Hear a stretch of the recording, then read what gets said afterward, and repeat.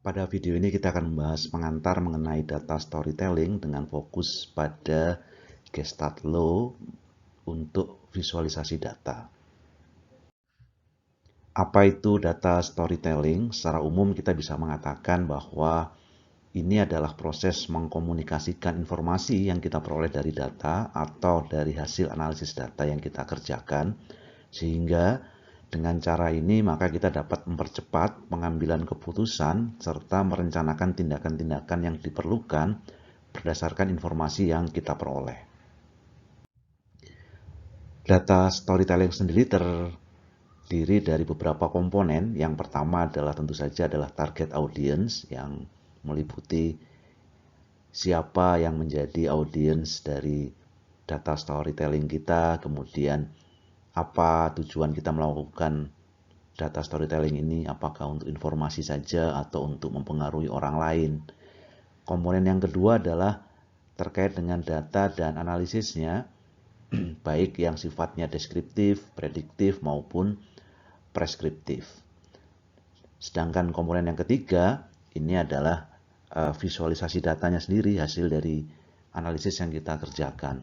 Jadi kita barangkali perlu memikirkan diagram atau chart yang sesuai, informasi apa yang ingin disampaikan, kita pilih, kita pilah.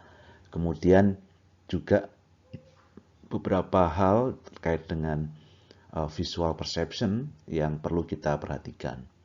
Dan yang terakhir, komponen data storytelling ini adalah naratif, di mana kita perlu menyiapkan alur narasi untuk penyampaian kita. Kemudian mungkin kita juga perlu memperhatikan gaya penyampaian yang perlu kita gunakan. Pada video ini kita akan lebih memfokuskan pada apa itu Gestalt Laws pada visualisasi data. Kita mulai yang pertama. Perhatikan titik-titik ini. Kalau Anda lihat ini, barangkali pertanyaan berikutnya adalah pola apa yang bisa Anda lihat. Sebagian besar dari Anda barangkali akan melihat ada dua pola yang terlihat pada gambar ini. Yang pertama adalah yang berwarna jingga ini, jadi ada pola garis lurus mendatar, kemudian ada pola yang berwarna biru, di mana ada pola yang turun dari kiri atas ke kanan bawah. Tidak banyak yang melihat polanya dalam bentuk seperti ini. Jadi dari kiri atas turun kemudian mendatar, atau yang kedua mendatar dulu baru kemudian turun. Jadi lebih banyak sekali lagi orang melihat pola yang pertama tadi, yaitu seperti ini. Jadi ada dua pola, mendatar, garis lurus mendatar, kemudian menurun sigmoid dari dari kiri atas ke kanan bawah. Kenapa ini bisa terjadi? Ini yang disebut sebagai Gestalt Law of Continuation. Gestalt Law ini disampaikan oleh beberapa psikolog di Jerman. Gestalt itu dalam bahasa Jerman sendiri, kalau dalam bahasa Inggris istilahnya adalah pattern gitu ya, pola. Jadi Gestalt Law of Continuation ini mengatakan bahwa mata kita itu cenderung mengikuti pola yang alurnya lebih mulus, lebih smooth. Sehingga tadi kita lebih cenderung mengatakan, oh kalau dari kiri atas itu turun ya turun terus begitu sampai ke kanan bawah. Kalau mendatar ya mendatar terus. Jadi ini pola yang lebih banyak kita lihat. Dalam visualisasi data, kita bisa gunakan, ini contoh data adalah banyaknya laporan gangguan dan kasus yang terselesaikan di suatu lembaga layanan publik dari bulan November 2019 sampai bulan Juni 2020. Jadi banyaknya laporan gangguan dan banyaknya kasus yang terselesaikan. Kalau kita amati seperti ini, maka tidak mudah melihat pola yang terlihat karena biru itu selang-seling dengan yang warna jingga. Yang bisa kita lakukan adalah kita perbaiki dengan menggunakan line chart. Jadi tidak kita gunakan bar chart, tapi kita gunakan line chart seperti ini. Maka akan mudah terlihat bahwa semula antara banyaknya laporan dan gangguan itu, banyak laporan dan yang terselesaikan itu relatif sama. Jadi yang terselesaikan itu hampir semuanya, tapi semakin ke kanan, semakin pada bulan Maret, April, Mei, Juni itu banyaknya yang terselesaikan semakin sedikit, semakin jauh dari banyaknya gangguan yang dilaporkan. Jadi kita bisa lihat jauh lebih mudah informasi yang tersampaikan. Sekarang perhatikan 16 lingkaran ini, pertanyaannya adalah apakah Anda melihat ada pola 4 baris atau cenderung Anda lihat ada pola 4 kolom. Berbagai percobaan yang dilakukan ini menunjukkan bahwa sebagian besar orang melihat ini adalah formasi 4 kolom dibandingkan dengan yang mengatakan 4 baris. Kenapa kok banyak yang lebih mengatakan 4 kolom? Karena ini adalah visualisasi, persepsi visualisasi bahwa objek yang jaraknya dekat itu cenderung kita asosiasikan sebagai satu kesatuan yang dinyatakan sebagai Gestalt Law of Proximity. Jadi yang dekat itu kita persepsikan sebagai satu kesatuan. Nah, jarak dari satu titik ke titik lain di baris yang sama itu cenderung berjauhan dibandingkan kalau kita bandingkan jaraknya dengan di kolom yang sama. Makanya orang mempersepsikan ini sebagai kolom polanya, bukan sebagai baris.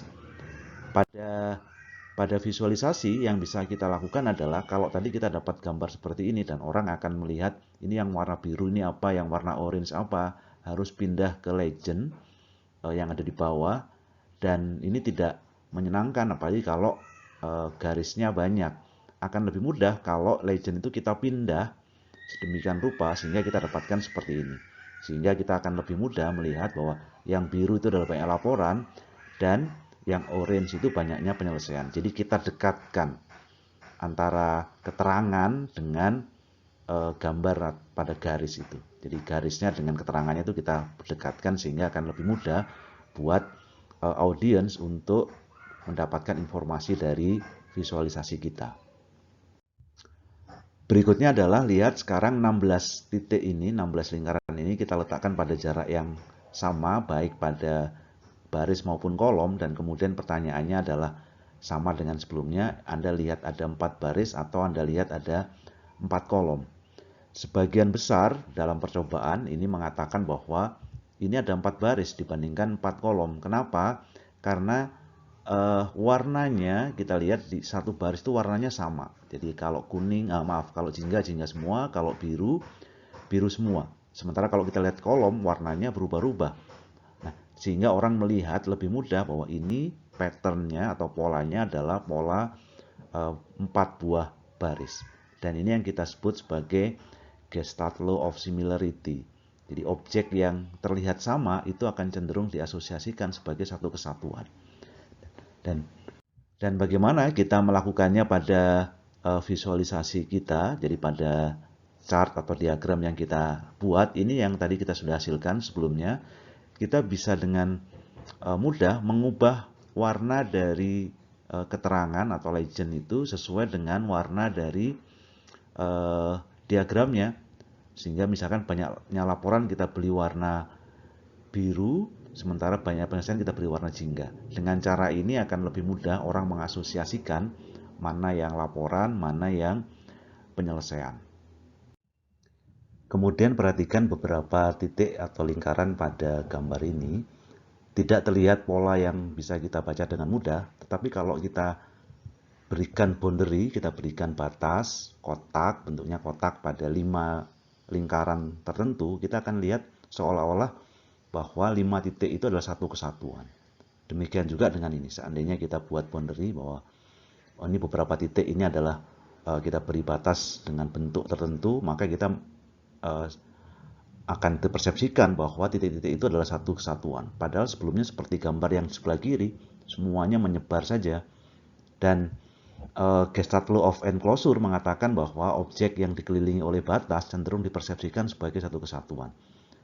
Ini juga bisa kita lakukan atau bisa kita terapkan pada visualisasi data yang kita miliki. Kembali ke contoh sebelumnya, ini adalah informasi yang juga kita dapatkan dari tahapan-tahapan sebelumnya. Kita bisa tambahkan pembatas, misalnya saja yang pertama sampai kira-kira bulan Maret atau pertengahan Februari dan Maret itu adalah kondisi sebelum pandemi COVID, dan yang di sebelah kanan itu adalah saat pandemi COVID. Dan kita bisa lihat bahwa dengan cara ini ada tambahan informasi yang bisa kita berikan bahwa ternyata pada saat pandemi COVID itu terjadi kegagalan untuk memenuhi penyelesaian dari banyak laporan. Jadi sebelumnya ketika belum pandemik antara penyelesaian dan laporan itu hampir sama, dalam pengertian bahwa hampir 100% laporan pengaduan yang masuk itu bisa diselesaikan dengan mudah atau dengan baik. Sementara setelah itu di masa yang berwarna kuning ini di sebelah kanan ini cenderung penyelesaiannya tidak sangat baik. Terakhir, pada saat melakukan data storytelling, presentasi, kita tentu saja bisa memberikan penekanan terhadap apa yang ingin kita sampaikan dalam bentuk judul. Jadi daripada hanya mengatakan ini loh data antara banyaknya laporan dan penyelesaian, kita barangkali bisa menambahkan dampak pandemik terhadap penyelesaian laporan pengaduan gangguan yang diterima oleh lembaga ini.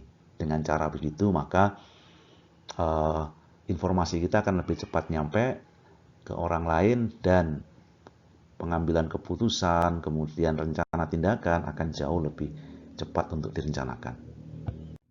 Demikian pemaparan mengenai beberapa prinsip dasar visualisasi terutama yang didasarkan pada Gestalt Law atau prinsip-prinsip visual perception ini. Terima kasih, semoga bermanfaat.